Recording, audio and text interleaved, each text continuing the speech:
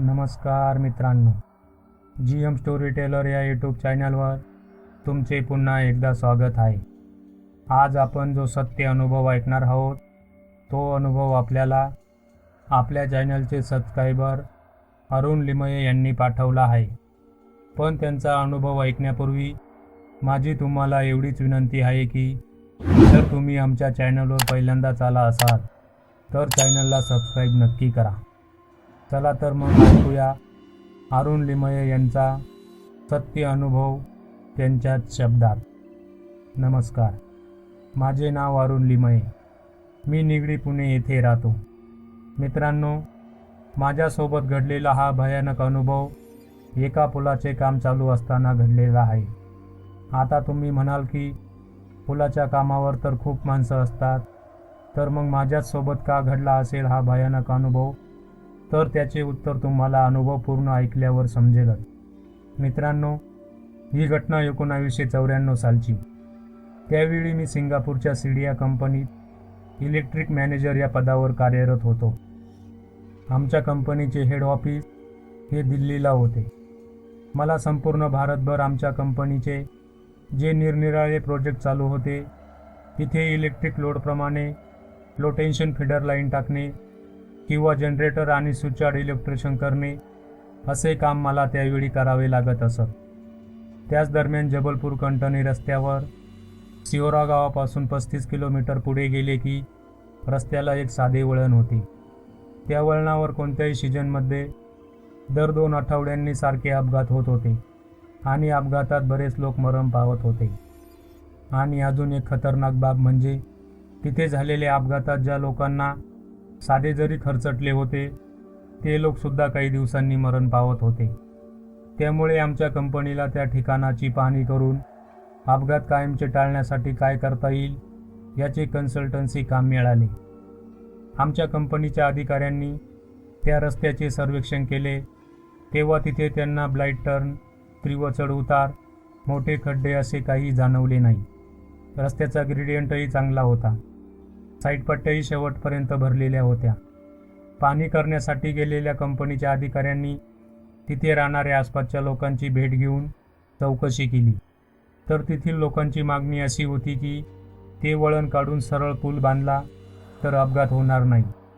पण इतक्या साध्या वळणासाठी तिथे पूल बांधायची काहीही गरज नव्हती. तरीही आतापर्यंत त्या जागेवर बरेच लोक मेल्यामुळे त्या लोकांच्या आत्मा आजूबाजूच्या गावात शिरून गावातील लोकांची मुर्दे पाडतील या भीतीमुळे तिथल्या गावातील लोकांना सोबत घेऊन काही काळ रस्ता बंद केला. हा रस्ता 2 जिल्ह्यांना जोडणारा असल्याने या रस्त्यावर खूप रहदारी असे. आमच्या कंपनीने तिथे रस्ता आहे तसा ठेवावा असे रो अथॉरिटीला कळवले. पण शेवटी लोकांच्या आग्रहास्तव तिथे नवीन पूल बांधायचे ठरले. पण ती जागा भूतानी पछाडलेली आहे अशा गैरसमजुतीमुळे दुसऱ्या कोणत्याही कंपनीने त्या कामासाठी टेंडर भरले नाही आणि आमच्या इंटरनॅशनल कंपनीला इतके छोटे काम घेणे परवडणारे नसल्याने आम्हीही ते काम नाकारले. पण सूत्र हल्ली आणि का कोणास ठाऊक शेवटी ते काम आमच्याच कंपनीला मिळाले आणि त्या वळणावर नवीन पूल बांधायच्या कामाला सुरुवात झाली. ते काम 1 वर्षाच्या आत करायचे ठरले. पण ते इतके सोपे असणारे काम सुरू झाल्यापासून काही केल्यापुढे जात नव्हते. सारखे काहीतरी अडथळे येतच होते. ते काम पुढची 3 वर्ष झाली तरी पूर्ण होत नव्हते. पुलाचे काम सुरू असताना सुद्धा त्या वळणावर अपघात होऊन लोक मरतच होते. तेव्हा तिथल्या लोकल पेपरमध्ये आमच्या कंपनीच्या विरुद्ध बातमी दिली गेली आणि लोकांना भडकवले गेले की पुलाचे काम सुरू झाल्यापासून ते पूर्ण होईपर्यंत जे लोक अपघातात मरतील किंवा जखमी होतील त्यांना आमच्या कंपनीने योग्य भरपाई द्यावी. अशी बातमी छापून आल्याने कंपनीवर फार दबाव आला. काही करून ते काम 3-4 महिन्यात संपवा अशी हेड ऑफिसवरून ऑर्डर आली. त्यामुळे त्या कामावरील साईट इन्चार्जने रात्री काम सुरू ठेवायची परवानगी मागितली. तीही परवानगी मिळाली. पण साईटवर सारख्या इलेक्ट्रिक पॉवर कटमुळे रात्रीच्या कामात अडथळे येत होते. कामाला पाहिजे तशी गती येत नव्हती. इलेक्ट्रिकचा प्रॉब्लेम असल्याने मला तिथे पाठवले गेले. मी जॉईन झालो तेव्हा तिथे दास नावाचे एक अतिशय हुशार मनमिळावू प्रोजेक्ट हेड होते. त्यांनी यापूर्वी पूर्व भारतात अतिशय घनदाट जंगल आणि पर्वतरांगा असलेल्या ठिकाणी नवीन रेल्वे लाईन टाकून वेळेआधी काम संपवले होते. नवीन बोगदे बांधणे, नदीवर नाल्यावर पूल बांधणे, घाटात ट्रेनचा स्पीड कमी होऊ नये म्हणून डोंगरातून कटिंग करून पाहिजे तसा चढ उतार देणे, अशी बरीचशी अवघड कामे त्यांनी केलेली होती. रिटायर झाल्यावर ते आमच्या कंपनीत जॉईन झाले होते. त्यांच्यासाठी या पुलाचे काम अतिशय सोपे होते. रात्रीचे काम सुरू ठेवून लवकर प्रोजेक्ट संपावा ही त्यांचीच कल्पना होती.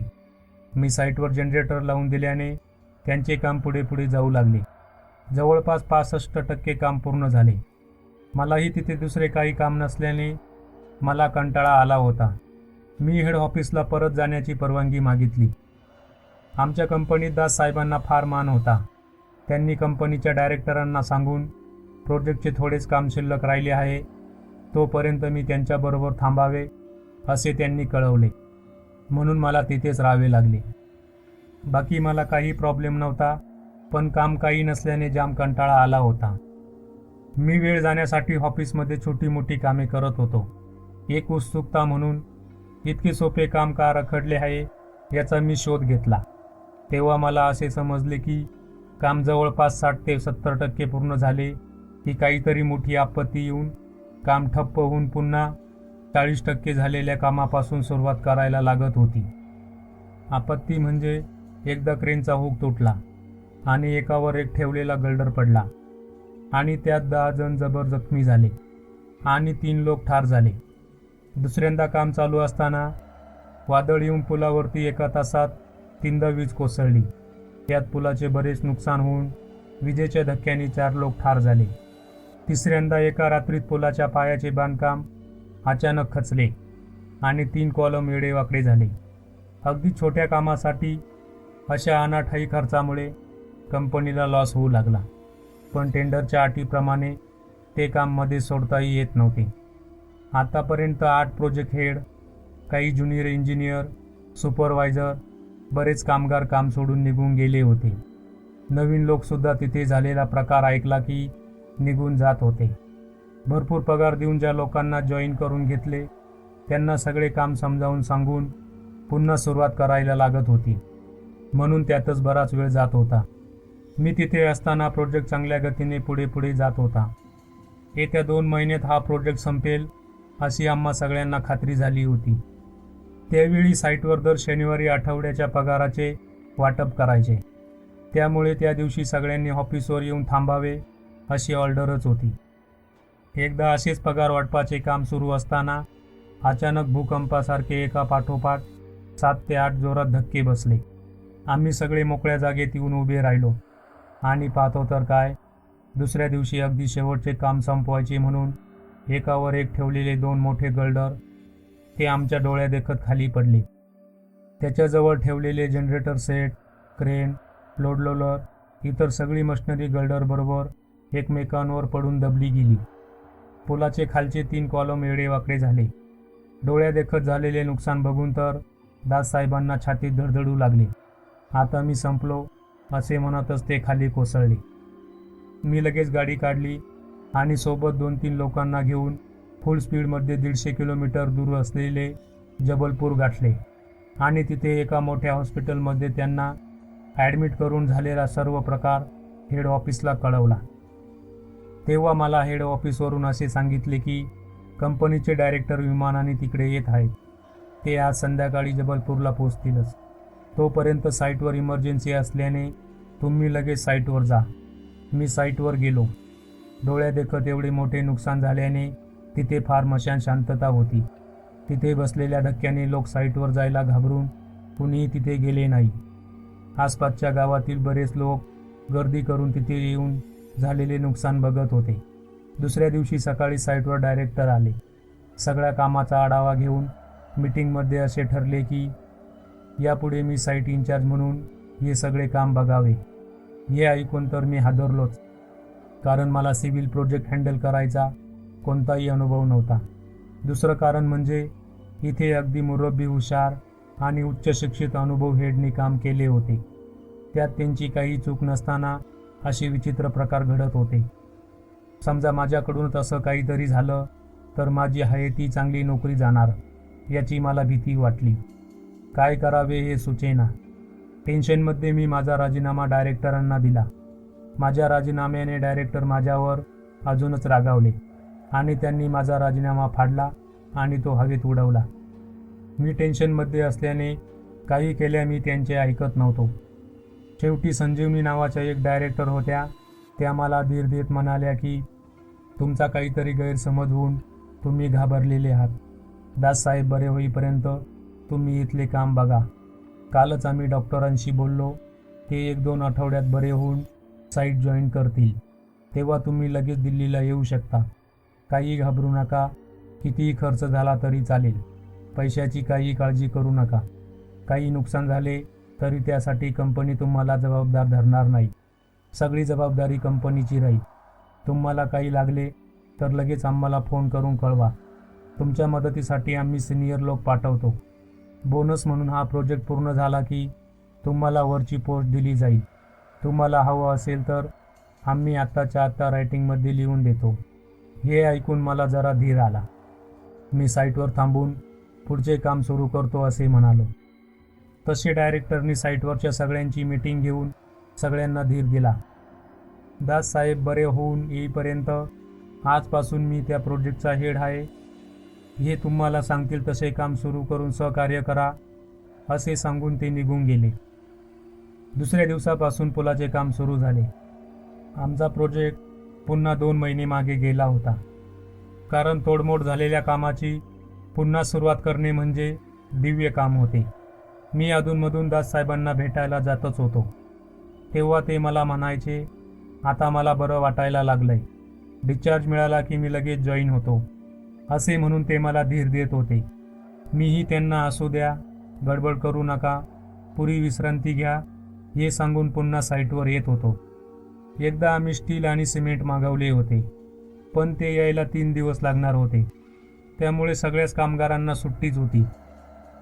साईटवरच्या काही कामगारांनी जवळच्या गावातील जत्रेसाठी त्यांच्याबरोबर येण्यासाठी मला गळ घातली. मला काही करून लोकांना सांभाळून घ्यायचे होते म्हणून मी त्यांच्याबरोबर जत्रेला गेलो. तिथे एक देवस्थान होते.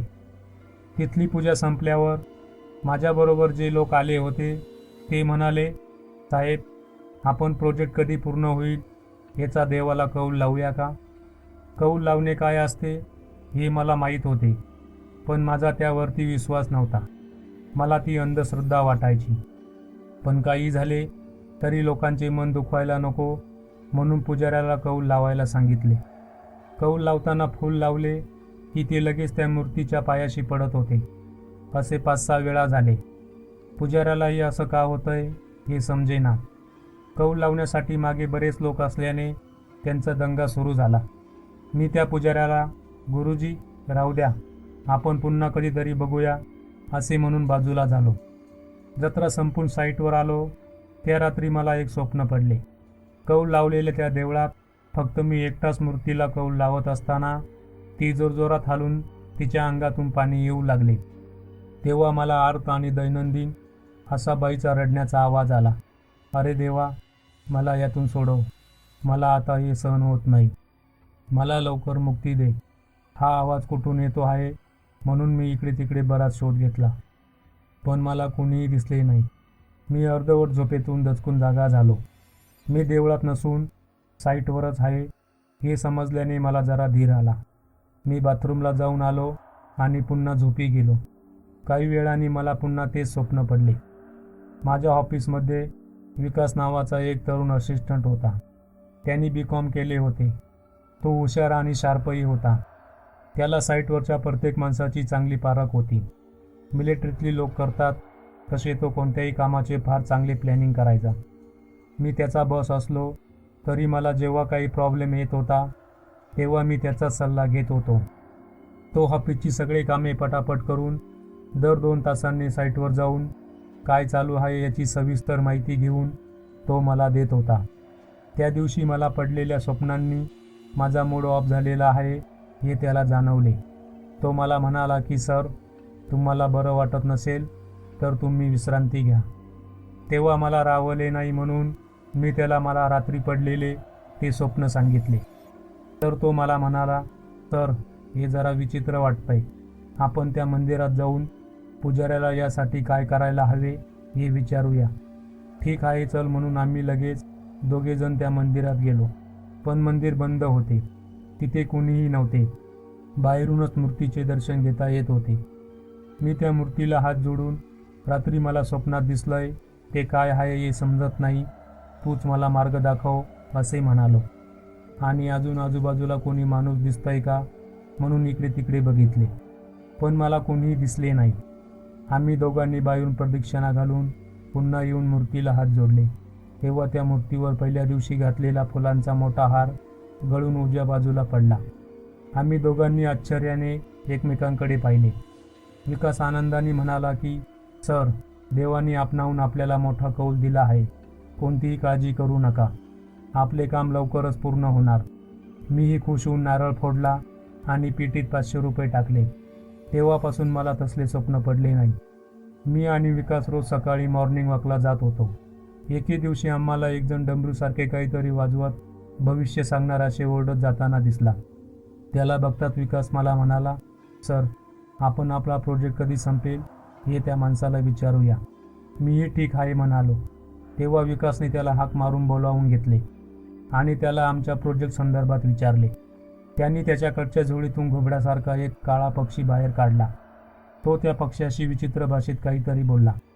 तेव्हा तो पक्षी माझ्याकडे बघून फडफडला आणि टिटवी ओरडते तसे तो चिरकलेल्या कर्कश आवाजात ओरडत थांबला. आणि तो माणूस आम्हाला म्हणाला की, साहेब, तुम्ही आता जिथं काम करत आहात तिथल्या रस्त्यावर 2 वर्षापूर्वी रात्रीची एक मुलगी स्कूटरने जात असताना तिला एका ट्रकने मागून धडक दिली होती. ती तशीच फरफटत पुढे गेली आणि रस्त्याच्या कडेला रक्तबंबाळ होऊन बेशुद्ध पडली. त्या रात्री तिला कोणतीही मदत मिळाली नाही आणि ती तिथेच त्या जागी मरण पावली. दुसऱ्या दिवशी तिच्या घरच्या लोकांना समजल्यावर ते लोक आले आणि तिचे तिथेच अंत्यविधी केले. अपघात झाला तेव्हा तिच्या हाताची 2 बोटे तुटली होती. ती बोटं तिथेच कुठेतरी पडलेली आहेत. त्यामुळे तिचा आत्मा भटकतो आहे. त्या बोटांचे अंत्यविधी केले तरच तिचा आत्मा मुक्त होईल. हे काम तुम्ही केले तर तुमचं सगळे पुलाचे काम कोणताही अडथळा न येता ते कसे पूर्ण होईल यासाठी तिचा आत्माच तुम्हाला मार्गदर्शन करेल. तिची बोटे कुठे पडली आहेत असे मी विचारल्यावर तो माणूस म्हणाला की, साहेब, आता सूर्य उगवला आहे. या पक्ष्याला सूर्य असताना काही दिसत नाही. मग विकास म्हणाला की, तू उद्या पहाटे ये. तेव्हा तो माणूस म्हणाला की, उद्या मला तर वाराणसीला जायचे आहे. तुम्हाला पाहिजे असेल तर मी माझ्या माहितीतल्या एका मांत्रिकाला तुमच्याकडे पाठवून देतो. तुम्ही त्याला सर्व काही विचारा. असे म्हणून तो निघून गेला. मी विकासला म्हणालो, त्या मुलीच्या आत्म्यामुळेच आपला प्रोजेक्ट बोंबलतो आहे. विकासही हो, कदाचित तसेच असेल असे म्हणाला आणि मग आम्ही साईटवर आलो. तर मित्रांनो, हा अनुभव मोठा असल्याने या अनुभवाचे 2 भाग बनवण्यात आले आहेत. तर यापुढील अनुभव आपण दुसऱ्या भागात बघूया. धन्यवाद.